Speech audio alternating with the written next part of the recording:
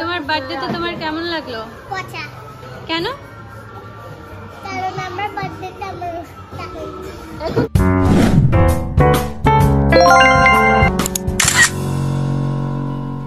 Hello my beautiful people, কী অবস্থা আপনাদের সবার? আশা করি আপনারা সবাই অনেক ভালো আছেন, আমরাও অনেক ভালো আছি। গত ভিডিওতে সানায়া আপনাদেরকে বলেছিল যে তার বার্থডে ব্লগ সিরিজে 3টা ব্লগ আসবে। প্রথম ব্লগটা তার গেটিং রেডি ব্লগ, এবং সেকেন্ডটা হবে বার্থডে ব্লগ, এবং থার্ডটা হবে gift unboxing vlog. As promise ওর বার্থডে ব্লগ সিরিজের সেকেন্ড ব্লগ চলে এসছে, যেটা হচ্ছে তার বার্থডে ব্লগ। যেহেতু ফ্রোজেন থিমের বার্থডে পার্টি, তাই অনেকেই ব্লু পরে এসছে, অনেকে সাদা পরে এসছে, এবং কাছে কাছে ব্লু হোয়াইট এই টাইপেরই পরে এসছে। সেই কারণে সবাইকে দেখতে অনেক সুন্দর লাগছে, কাউকে দেখতে প্রিন্সেস এলসার চেয়ে কম লাগছে না। সানার পাশে রয়েছে নাইরা, সিনান, আবৃতি, অবন্তী, মুনাজা, আমানা, ফিদেল, ইরা। এই পাশে রয়েছে ইয়াশরা, অরুণিমা, মুসাররাত, সিরাজুস এবং গ্রেস। তাছাড়াও রয়েছে সানার দুজন বড় দিদি, সুবহানা এবং ফিদেলের বড় বোন। সানার চেহারা দেখেই হয়তো আপনারা বুঝেছেন ওর একটু জ্বর জ্বর লাগছিল, মুখটা ফুলে লাল হয়ে আছে। তো আস্তে আস্তে ওর জ্বরটা আরও বেড়ে গিয়েছিল।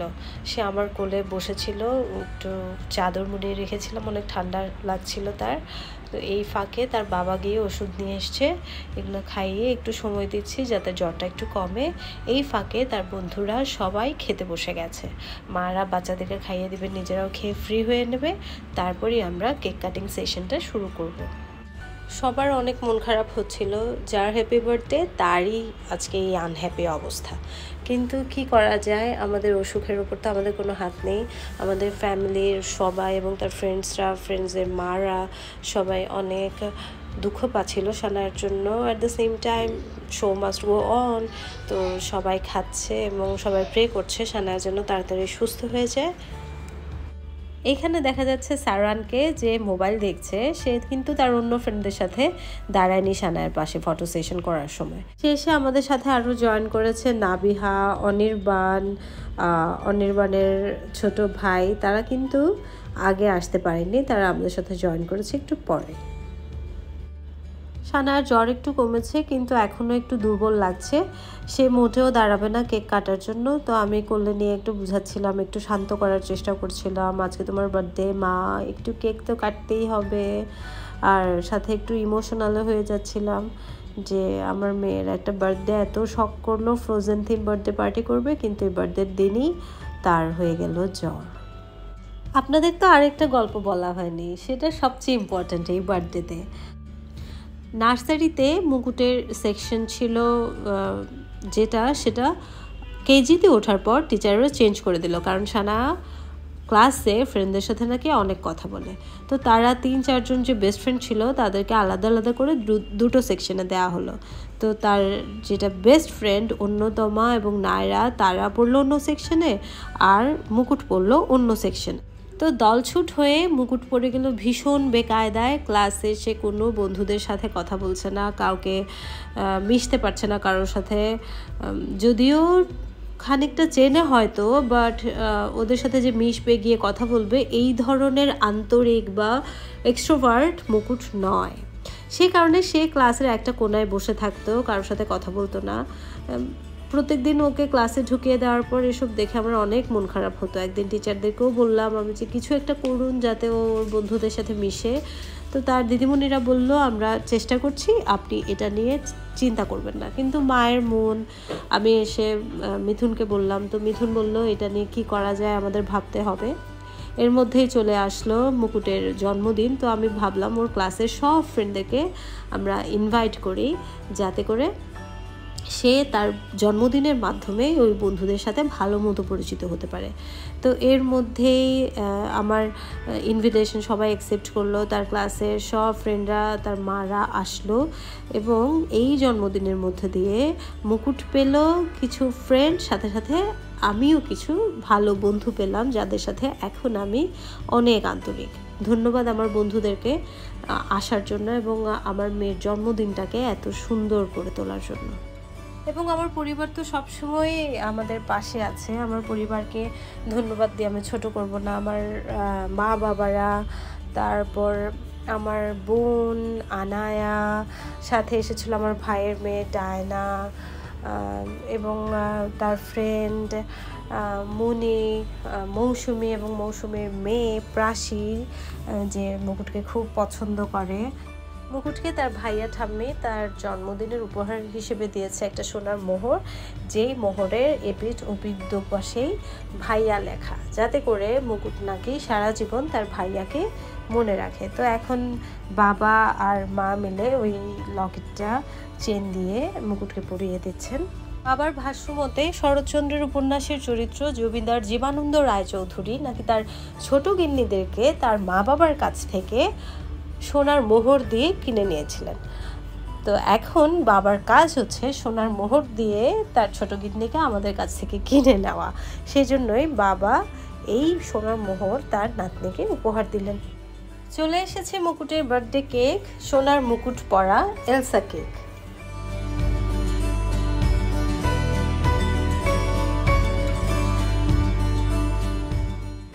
এরই মধ্যে কানাডা থেকে ভার্চুয়ালি ন্যান মানে মুকুটের ছোট মাসি নিশি যুক্ত হয়েছে। তার সাথে সাথে আমরা পেয়েছি ছোট বাবা, ছোট মা, ব্রাদু মানে মহাবীর এবং মায়া মানে সিস্টুকে। সবাইকে নিয়ে একসাথে আমরা সোনার বার্থডে কেক কাটার জন্য রেডি হচ্ছি।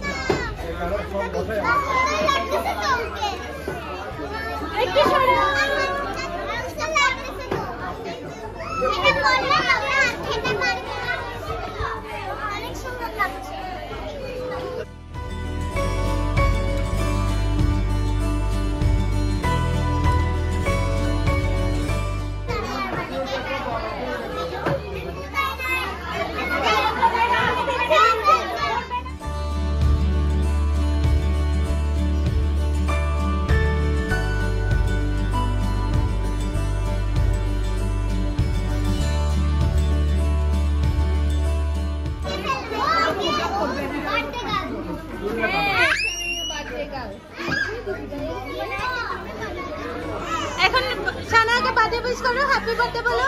Happy birthday to you, happy birthday to you, happy birthday dear Sanaya, happy birthday to you.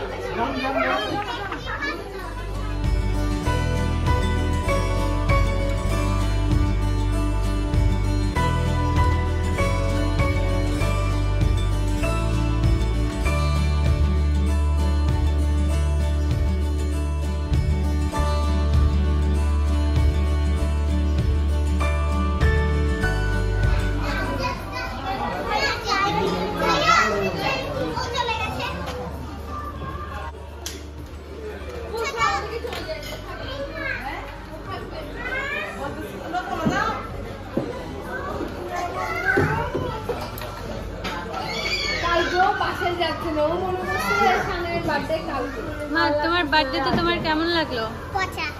কেন? কারণ আমার বার্থডেতে আমার এখন তো তুমি ফ্রেশ হয়েছো।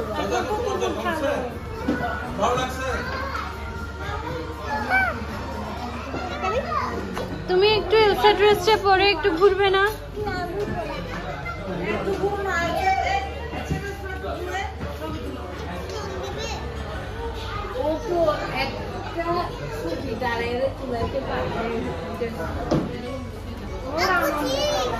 মা একটু এদিকে একটা ঘুরে দাও না।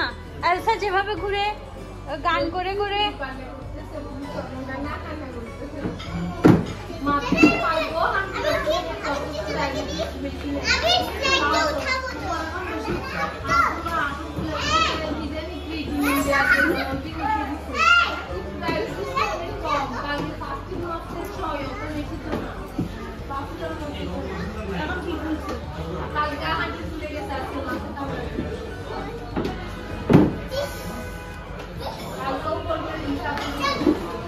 এখন তো পড়ে যেতে।